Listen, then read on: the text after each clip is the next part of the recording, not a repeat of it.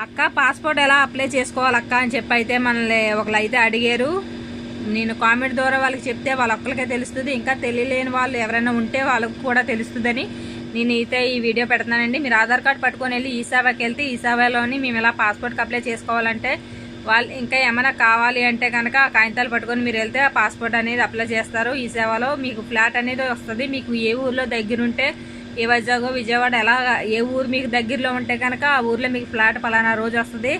అక్కడికి మీరు ఆ రోజుని వెళ్తే మీకు ఫోటో తీసి మీకు మొత్తం అన్నీ చేస్తారు. అక్కడ మీరు ఎలుముద్రలు అన్నీ మొత్తం కళ్ళు పరీక్ష అన్నీ చేస్తారు. చేసి పలానా రోజు మీకు ఎంక్వైరీకి వస్తుందని చెప్పి అయితే ఫోన్ వస్తే ఎంక్వైరీకి ఫోన్ చేస్తారు.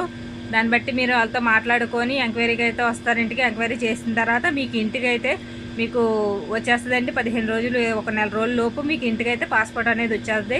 పాస్పోర్ట్ అంత ఇదేం కాదండి, 1 నెల రోజుల్లో మొత్తం